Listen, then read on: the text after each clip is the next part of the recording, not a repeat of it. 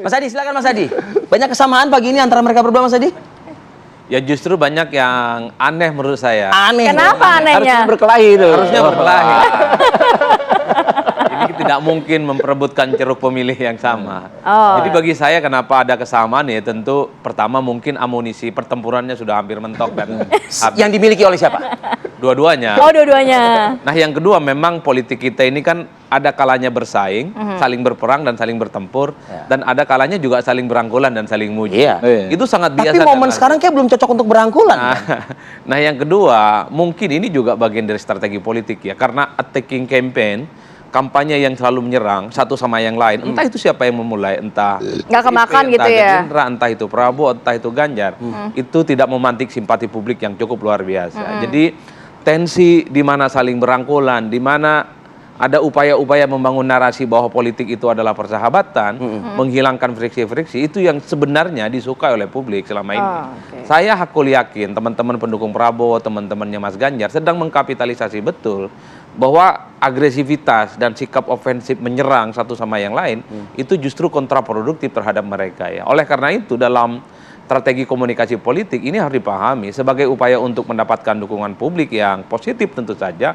Yang kedua adalah kalau mau jujur itu adalah sebagai upaya untuk mendapatkan para pemilih Jokowi yang sebenarnya sejak awal diperebutkan oleh pendukungnya Prabowo dan pendukungnya Pak Ganjar.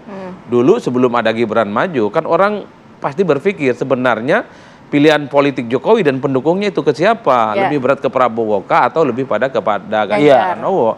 Harus diakui ketika PDIP, ketika Ganjar misalnya, bahasanya Bang Ciko, agak sedikit ngambek ketika Jokowi kelihatan mendukung Gibran menjadi pendukungnya Prabowo, itu kan dalam banyak hal membuat pemilih-pemilih Jokowi yang sangat rasional sebenarnya lebih ingin di tengah, lebih kepada Pak Prabowo Subianto. Ini bagian dari strategi komunikasi politik bahwa pendukungnya Pak Jokowi sekalipun tidak mendukung Ganjar, minimal tidak kemana-kemana dulu, larinya ke swing voter, ataupun mereka yang sangat mungkin iman politiknya hanya akan ditentukan di akhir sebelum dia menentukan pilihan politik. Mas Adi, boleh nggak saya mungkin kita membahas sesuatu ya yang memang sebetulnya angkanya ini masih cukup fantastis besar atau tidak, Mas? Bisa nggak share kepada publik, kepada pemirsa pagi ini? Memang ceruknya ini besar ya, memperebutkan suara Jokowi, dukungan Jokowi. Kalau kita membaca variabel-variabel survei, hampir semua survei misalnya, termasuk survei yang kita lakukan, ditanya kepada publik, apakah Anda akan mengikuti selera politik atau dukungan politik Jokowi di 2024? Itu harus diakui, Mas, 40% mereka itu mempertimbangkan pilihan dan kecenderungan politik Jokowi. 40%. Ini yang sepertinya sedang dihitung betul. Kalau menyerang Jokowi secara agresif, ini tentu tidak baik ya. Suasana kebatinan pendukung Jokowi yang sebenarnya dia lebih rasional. Oleh karena itu saya memahami betul misalnya bagaimana suasana politik teman-teman PDIP dan pendukung Ganjar. Kalau terus-menerus ofensif, agresif, terbuka mendukung menyerang Pak Jokowi dalam banyak hal ini adalah kontraproduktif. Pertanyaannya sekarang yang menyerang Jokowi siapa? Sometimes dikatakan calon presidennya, tapi di satu sisi juga ada beberapa kader-kader dari partai PDI Perjuangannya. Gitu. Iya, kalau mau jujur sebenarnya kan belakangan ini saling mengklaim paling Jokowi dan saling membantah siapa yang tidak paling Jokowi. Misalnya belakangan muncul narasi bahwa Prabowo itu dianggap bukan bagian dari replika politik Pak Jokowi. Misalnya soal belusukannya lebih mirip kepada Ganjar. Tapi kan dalam banyak hal kan kita tahu bahwa yang sering ditenteng oleh Pak Jokowi, kebersamaannya dengan Pak Jokowi adalah Prabowo Subianto, bukan Ganjar Pranowo. Ini saling klaim ini yang sepertinya sedang ingin diekspos kepada publik, terutama kepada mereka yang puas dengan kinerjanya Jokowi, kepada mereka yang akan mempertimbangkan dan mengikuti pilihan politik Jokowi sedang diperebutkan. Mas Adi, makanya tidak mengherankan kalau pasca debat khususnya banyak pendukungnya Jokowi yang kemudian terafiliasi sebagai pendukungnya Ganjar juga secara perlahan. Ini yang sedang ingin diusahakan betul oleh kubunya Bang Ciko dan Pak Ganjar supaya pendukungnya Pak Jokowi ini tidak hijrah dan migrasi besar-besaran kepada Pak Prabowo. Tapi Mas Adi melihat dengan taktik seperti ini masih bisa membuat ceruk Jokowi ini pindah ke PDIP atau memang sudah dikunci oleh Prabowo? Karena kan sudah ada Gibran di situ. Kalau mau jujur sebenarnya sejak awal pendukungnya Pak Jokowi kan terbelah, Pak. Ada yang ke Prabowo dan juga ada yang ke Pak Ganjar itu tidak bisa dibantah. Ini kan sebenarnya untuk mengkapitalisasi kira-kira basis pemilihnya Jokowi nanti mayoritas itu lebih kemana? Kepada Prabowo kah atau kepada Ganjar kah? Strategi ini yang sepertinya silent betul sedang dimainkan. Ini kan soal bagaimana treatmentnya terhadap Pak Jokowi. Oleh karena itu ya, kalau kita membaca narasi-narasi politiknya teman-teman PDIP belakangan bahwa ya Ganjarlah yang sebenarnya paling Jokowi, bahwa Ganjar maju itu adalah tidak lepas dari endorsement yang diberikan oleh Pak Jokowi. Tapi pendukungnya Pak Prabowo nggak begitu. Lo lihat dong, ada Mas Gibran di situ, nggak mungkin. Itulah kemudian Mas Adi, ini perlu juga nanti diklarifikasi oleh Mas Ciko. Sebetulnya mereka itu merasa Ganjarlah Pak Jokowi, tapi terbentur juga oleh pasangan Prabowo yang namanya Gibran Rakabuming Raka. Dikunci tadi anaknya Pak Jokowi ada di Prabowo. Karena begini Mas, banyak masyarakat kita yang tidak terlampau engage, tidak terlampau mengikuti day-to-day perkembangan politik. Banyak yang masih memperkirakan bahwa Jokowi itu tetap PDIP dan tetap menjadi bagian dari Ganjar Pranowo. Orang itu banyak yang nggak tahu bahwa Pak Jokowi itu iman politiknya sudah pisah dengan PDIP dengan Pak Ganjar. Ini yang sepertinya ingin dikaburkan betul pada level masyarakat yang nggak tahu apa-apa. Jangan dikira masyarakat kita itu seperti kita, ngerti politik, ngerti misalnya konflik di level internal, selera politiknya sudah beda antara Jokowi dengan Ganjar. Itu nggak semua orang begitu. Bang Ciko. Masyarakat kita masih anggap ini masih di PDIP. Sudah berbeda gitu tadi dikatakan. Itu masih bisa diperdebatkan lah. Saya yakin, kami yakin bahwa itu bukan apa itu adanya ya. Jadi pada prinsipnya gini, kalau kita bicara apakah memang sudah ke Pak Prabowo, ya kan pendukung Jokowi ini, seharusnya Pak Prabowo di dalam survei, ya kan real kita nggak usah pemilu lagi. Pendukung Pak Prabowo itu 40 sekian persen, pendukung Pak Jokowi juga sekian persen. Harusnya udah 90% kalau memang udah betul-betul di sana. Ya kan kemarin udah ada pemilu sebelum-sebelumnya. Ini tapi masih di bawah 50%. Ini nyatanya, iya bahkan ada yang 30-an juga, ya kan sangat bervariatif. Nah, ini satu. Yang kedua adalah masyarakat kita harus melihat juga bahwa apakah hanya sekedar endorsement atau garis keturunan seperti Gibran maju. Masyarakat kan juga cerdas, cukup bisa melihat yang mereka lihat adalah sosoknya. Apakah sosoknya sama? Seperti tadi saya ceritakan bahwa Pak Jokowi ini kan berangkat dari bawah, orang miskin tinggal di pinggiran sungai, ya kan, berjuang sampai ke atas. Gibran ini kan anak pengusaha mebel sukses, kemudian menjadi anak presiden. Tidak bisa dipisahkan. Kan? Jadi ini bukan anaknya. Tidak selalu begitu. Orang akan melihat sosoknya. Ya, orang ada sebagian yang murni hanya melihat itu, oh ini penerusnya, ini anaknya gitu. Atau Pak Jokowi sepertinya mendukung Pak Prabowo, kita dukung Pak Prabowo. Tapi saya yakin juga masyarakat yang rasional, yang cerdas akan juga melihat, tapi kok nggak sama ya sosoknya gitu. Nanti ada perubahan lagi. Ini bisa aja begitu ya. Kita ingin justru kalau kita bicara strategi kampanye, ya itu juga masyarakat yang ingin kita ambil suaranya. Bagaimana Anda menjawab? Nggak fair dong kalau misalnya Anda membelah, ini Bapak, saya mau ke bapaknya, tapi saya tidak ke anaknya. Saya rasa itu fair ya. Ini tahun 2023 kita bicara soal meritokrasi ya. Kita bicara soal merit di atas segalanya, di atas nepotisme, di atas kolusi dan lain-lain ya. Tidak everything nggak selalu goes without saying. Kalau ini anaknya pasti dia bisa meneruskan ya. Banyak juga bapaknya orang baik, anaknya jadi penjahat, bapaknya orang jahat, anaknya jadi orang baik. Ya gitu kan kita bisa. Tapi ini secara ekstrim. Tapi juga kesuksesan orang kan juga kita bisa lihat. Ada orang-orang kaya yang anaknya ya mediocre aja atau biasa-biasa aja, itu juga banyak. Nah ini yang jadi melihat sosoknya juga ya Pak? Iya dong, sosoknya, kesamaan sosok itu yang lebih sama kan kita harus bisa lihat bahwa Ganjar justru jujur lah lebih sama lah. Oke gitu. Bang Habib, pendapat Anda Bang Habib? Tahan dulu tapi Bang Habib deh. Lanjut lagi saya berikutnya. Sama kami di Bang Habib selanjutnya. Kita lanjutkan lagi. Bang Habib, kalau mendengar pernyataan dari Bang Ciko tadi, ya sebenarnya masyarakat juga melihat juga sosoknya nih. Nggak hanya anaknya Pak Jokowi di Prabowo, jadi semerta-merta ini semuanya dukungan ke sana semua. Ya silahkan saja, nggak ada masalah ya Pak Ciko mau klaim ya. Tapi kan masyarakat juga akan menilai konsistensi ya. Lalu kesamaan antara apa yang disampaikan dengan apa yang dilakukan. Misal nih, soal berbagai isu yang sangat strategis, sangat penting terkait cipta kerja misalnya.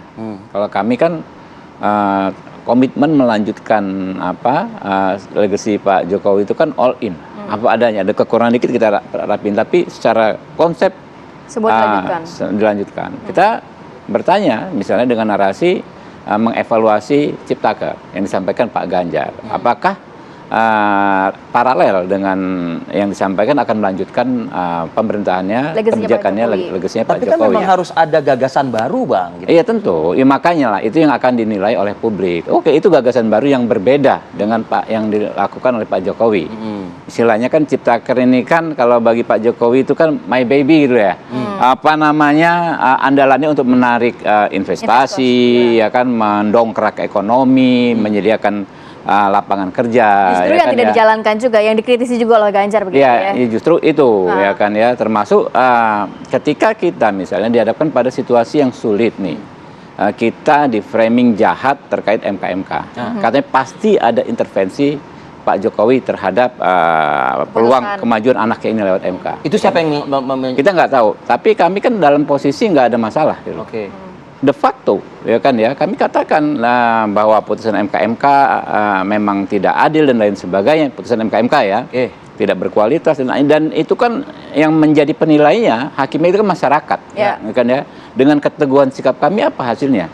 Setelah Pak Prabowo fix maju dengan Mas Gibran dengan berdasarkan putusan MK-MK, putusan MK 90, apakah menurun elektabilitasnya Pak Prabowo? Sebagian besar lembaga survei bahkan kita naiknya itu bisa 14% dari sebelum putusan MK, di mana kami yang bukan membela ya, dalam posisi menyampaikan bahwa itu putusan nggak ada masalah, ya, majunya Gibran nggak ada masalah, elektabilitas Pak Prabowo naiknya 14%. Artinya apa? Segala framing bisa dilakukan konsisten atau tidak konsisten, ya kan ya. Ini orang kalau perlu ditenggelamkan, kalau nggak perlu kalau perlu dipuji, nggak perlu ditenggelamkan, ya nggak. Jadi nggak 100% dong berarti kalau kayak gitu. Nggak. Makanya, sementara kalau kami kan dari awal kalau di sejak 2019, orisinil, begitu. Apa yang disampaikan Pak Prabowo bukan orisinil ya, tapi originalitas itu berbeda dengan formalitas. Tapi kalau suaranya Pak Jokowi semua ke Prabowo, tadi hitung-hitungannya bisa lebih dari 50% ya dong pasti. harusnya. Makanya ini kan bagaimana kami menunjukkan komitmen, ya. Kami melihat masyarakat itu 82% ya approval rating terhadap Pak Jokowi. Karena memang ini benar orang baik, kalau kata Mas Bambang Pacul, dicintai rakyat. Iya nggak? Ada Mas Pacul kan? Luar juga tuh nama Mas Bambang. Iya kan? Satu lagi Mas Bambang Pacul. Bos saya Korea di Komisi 3 gitu kan. Ya nggak? Makanya itu jadi komitmen kami. Jadi kami nggak mau dibully gara-gara ada putusan MK dan lain sebagainya. Bagi kami Jokowi orang baik. Saya sepakat dengan Mas Pacul. Nggak pernah satu momen pun sejak 2019 rekonsiliasi itu kan ya. Kita tinggalkan Pak Jokowi sendiri gitu loh. Nggak pernah gitu loh. Jadi silahkan rakyat menilai ya. Apakah akan terus membesar dukungan kepada kami ya kan ya. Apakah bisa lari dukungannya ke pas-pas ya nggak apa-apa. Yang paling penting di politik itu Pak, kita tunjukkan komitmen. Nah itu dia. Baik, Mas Adi, menarik loh yang ulasan disampaikan oleh Bang Habib ya. Kalau yang kira-kiranya tidak populer atau tidak populis, saya nggak ke Jokowi. Tapi untuk yang ini saya ke Jokowi. Jadi mau yang enaknya aja nih berarti nih. Nggak konsisten gitu loh. Ini yang bisa jawab itu Bang Ciko. Ciko ya. Kalau saya sederhana. Pasca debat memang narasi politik ya pendukungnya Pak Ganjar Pranowo relatif positif kepada Pak Jokowi yang selalu mengatakan bahwa tegak lurus dengan semua hal, legacy, hal-hal yang sifatnya substantif yang dilakukan oleh Pak Jokowi. Ini kan sebagai upaya satu ya, bahwa gaya komunikasi yang saya sebutkan tadi agresif itu memang kontraproduktif. Yang kedua, ini kan sebenarnya untuk mengamplifikasi bagaimana tingkat ketidaktahuan publik soal friksi yang terjadi antara Ganjar dan Pak Jokowi itu tidak terlampau terekspos. Oleh karena itu kalau mau jujur sebenarnya kan masih banyak caleg-caleg dari PDIP yang sebenarnya di situ ada juga fotonya Pak Jokowi, Pak. Banyak orang yang tidak tahu level menengah ke bawah. Tunggu tanggal mainnya ya. Iya, yang kelas menengah ke bawah yang masih melihat bahwa Pak Jokowi, Ganjar dan PDIP ini baik-baik saja. Hanya sedikit saja yang tahu bahwa Pak Jokowi itu ya iman politiknya nggak mungkin kemana-mana. Di situ ada Gibran yang berpasangan dengan Pak Prabowo Subianto. Ini yang sepertinya memang sedang dipertaruhkan betul ya menuju di 2024 sampai tanggal 14 Februari. Tapi yang ingin saya katakan adalah bahwa kalau apa yang disampaikan oleh Bang Ciko itu betul, bahwa ini pendukung Pak Jokowi 55%, semua ke Prabowo yang dulu 44% ya mestinya tinggilah suaranya lebih tinggi dari sekarang. Memang pemilih itu tidak sesederhana menuangkan air gitu ya di gelas yang kosong. Pak Prabowo tinggi hari ini harus diakui, itu kan didasarkan atas memang loyalis dan strong voter Pak Prabowo di 2019 ditambah sebagian dari pendukungnya Pak Jokowi 2019 yang lalu. Kalau kita menghitung secara umum, kalau tidak salah hasil pemilu 2019 Pak Prabowo itu kan sekitar 45 atau 44%. Itu persis sama dengan angka survei elektabilitas hari ini yang dimiliki oleh Pak Prabowo. Itu angka manis. Artinya, Mas. Artinya apa? Ada sebagian pendukung Prabowo juga pindah ke lain hati. Ke siapa? Ke Anies Baswedan. Ada juga misalnya pendukungnya Pak Jokowi yang dulu dengan PDIP, yang dulu dengan Ganjar, ada yang Pindah kepada ke Pak Prabowo Subianto. Ya. Tapi ada juga yang tetap bertahan dengan Pak Ganjar Pranowo. Oleh karena itu Nggak nambah-nambah amat dong berarti gitu. ya kalau mau jujur bisa dicek Mas 2019. Hasil Pilpresnya Prabowo Subianto itu 44 atau 45% pastinya ya. Oleh karena itu ini adalah percampuran dari dua kutub besar. Pendukung Jokowi dengan Pak Prabowo yang saat ini angkanya 45%. Oleh karena itu yang ingin saya katakan adalah kalau pendukungnya Prabowo hanya ingin meninggalkan meninggalkan Ganjar dan Anies dalam konteks elektabilitas, saya kira ya nggak perlu agresif amat Mas untuk Pilpres. Tapi kalau bicara untuk memenangkan satu putaran harus kerja keras. Nah, kan itu yang perlu disampaikan secara terbuka karena 45% angkanya per hari ini. Masih ada 1 bulan lebih, Pak. Nah, itu maksud saya begitu. Begitupun dengan pendukung Anies dan Pak Ganjar ya. Jangan terlampau bermimpi besar untuk bisa mengalahkan Prabowo dan Gibran, minimal mepet lah ya, untuk mendekati elektabilitas. Jadi ada PR-nya masing-masing. Baik, Bang Ciko, tanggapannya tadi juga pernyataan Mas Adi dan juga Bang Habib. Saya tanggapi dulu soal Undang-Undang Cipta Kerja, tentunya itu bagian dari penyempurnaan dan perbaikan dari program yang ada. Bukan berarti kita mengevaluasi secara keseluruhan ya. Saya mendengar apa yang disampaikan. Tapi kan narasi itu kan diterima masyarakat. Memang ya kadang-kadang memang ada soundbite, potongan-potongan yang memang seakan-akan akan mengubah semuanya. Tapi kan kita bicara soal Cipta Kerja, Pak Ganjar justru menitik beratkan perhatiannya terhadap kesejahteraan buruh. Nah ini yang dia bilang kan, justru buruh ini pengaruh buruhnya sejahtera dan senang, pemerintah maupun pengusahanya juga akan menjadi lebih baik lagi. Nah ini yang secara keseluruhan kita sampaikan. Tapi kembali lagi dikatakan menarik memang waktu ini masih tanggal 14 Februari. Tapi sampai ke sana justru saya melihatnya, kalau kami melihatnya bahwa suara Prabowo ini ya antara mandek dan ada kemungkinan turun. Kenapa? Suara Kenapa kami bisa lebih naik. Ganjar? Karena begitu. Naik. Basicnya 14% mandek. Yang mandek yang mana ini? Kita 14%. Tapi memang dia turun tapi gitu. Memang tapi mungkin udah sampai peaknya gitu ya. Oh, udah sampai tapi peak.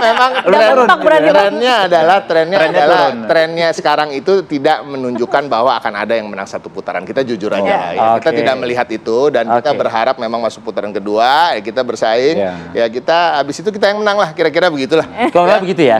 Menjelang debat kedua ya, dari Jumat besok ini kan Wapres nih. PDIP akan melakukan serangan terhadap cawapres yang lainnya? Pak Prabowo. Ya itu kan sekarang gini, itu tergantung format debat yang diberikan oleh KPU kan. Ini selama ini kalau kita lihat yang kemarin terjadi itu kan memang tidak ada ruang untuk saling menyerang dan saya rasa juga bukan hal yang baik gitu ya. Tapi kami memberikan kan tadi kan di awal kan kita bersama Pak Jokowi masih kan. Tentu kami memberikan masukan agar memang panelis diberikan ruang untuk lebih bertanya kepada langsung kepada para paslon, pasangan calon dan lain-lain. Nah, ini yang kita harapkan. Tapi narasi-narasi terus akan berlanjutan dengan program Pak Jokowi akan dikeluarkan nantinya di debat kedua dan memang itu bukan sekedar narasi karena visi misi yang kita masukkan ke dalam KPU juga ada isinya begitu. Oke, Bang Habib singkat saja Bang.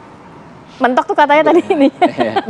Ada yang mentok tapi racing ya, 14%. Masa yang ngomong mentok dia turun? Oke, sudah selesai. Makasih banyak Bang Habib Terima kasih banyak Bapak. Mas Adi Prayitno, terima kasih sudah hadir bersama kami.